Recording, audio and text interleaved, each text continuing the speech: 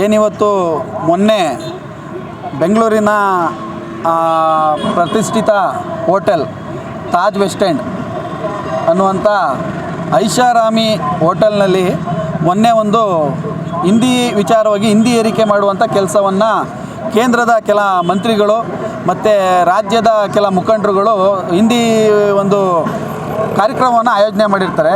ಆ ಕಾರ್ಯಕ್ರಮದಲ್ಲಿ ಕರ್ನಾಟಕ ರಕ್ಷಣಾ ವೇದಿಕೆಯ ಟಿ.ಎ. ನಾರಾಯಣಗೌಡರ ಆದೇಶದ ಮೇರೆಗೆ ಒಂದು ಪ್ರತಿಭಟನೆಯನ್ನು ಮಾಡ್ತಾರೆ.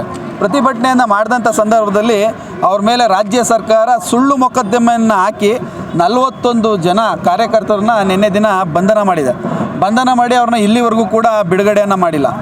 ಇವತ್ತಿನ ದಿನ ನಾವು ಹೇಳೋದಿಷ್ಟೇ, ಇದೇ ಕೇಂದ್ರದ ನಾಯಕರುಗಳು ಪಕ್ಕದ ರಾಜ್ಯವಾಗಿರುವಂಥ ತಮಿಳುನಾಡಲ್ಲೋ ಅಥವಾ ಆಂಧ್ರದಲ್ಲೋ ತೆಲಂಗಾಣದಲ್ಲೋ ಇತರೆ ರಾಜ್ಯಗಳಲ್ಲಿ ಯಾವುದೇ ರೀತಿಯಾದಂಥ ಹಿಂದಿ ಪ್ರಭಾವವನ್ನು ಬೀರಲಿಕ್ಕೆ ಸಾಧ್ಯ ಇಲ್ಲ.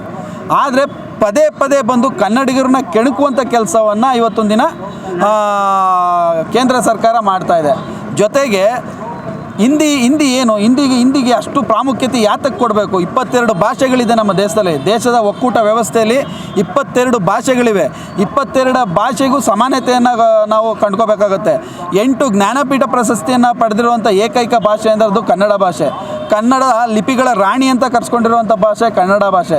ಇಷ್ಟೊಂದು ವೈವಿಧ್ಯತೆ ಇರುವಂಥ ನಮ್ಮ ಕನ್ನಡ ಭಾಷೆಯನ್ನು ಯಾತಕ್ಕಾಗಿ ಈ ಥರ ಧೋರಣೆಯನ್ನು ಮಾಡ್ತಾಯಿದ್ರೆ, ಯಾತಕ್ಕಾಗಿ ಪದೇ ಪದೇ ಈ ರೀತಿಯಾದಂಥ ತೊಂದರೆಯನ್ನು ಕೊಡ್ತಾಯಿದ್ರೆ, ಕನ್ನಡಿಗರ ಮೇಲೆ ಈ ಕೇಂದ್ರ ಸರ್ಕಾರಕ್ಕೆ ಯಾಕೆ ಇಷ್ಟೊಂದು ತಾರತಮ್ಯ ಅನ್ನೋದು ನಮಗೆ ಅನುಮಾನಾಸ್ಪದವಾಗಿ ಕಾಡ್ತಾ ಇದೆ.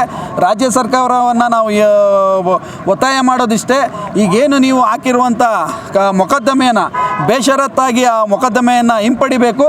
ಜೊತೆಗೆ ಏನು ನಮ್ಮ ಕಾರ್ಯಕರ್ತರನ್ನು ಬಂಧನ ಮಾಡಿದರೆ ಅದರಲ್ಲಿ 13 ಜನ ಮಹಿಳೆಯರು ಮತ್ತು ಇನ್ನು ಉಳಿದವರು ಒಟ್ಟಿಗೆ 41 ಜನ ಕಾರ್ಯಕರ್ತರನ್ನು ಇವತ್ತಿನ ಬಂಧನವನ್ನು ಮಾಡಿದ್ರೆ ಈ ಕೂಡಲೇ ಅವ್ರನ್ನ ಬಿಡುಗಡೆಗೊಳಿಸಬೇಕು ಅಂತ ರಾಜ್ಯ ಸರ್ಕಾರವನ್ನು ನಾವು ಒತ್ತಾಯಿಸ್ತಾ ಇದ್ದೀವಿ.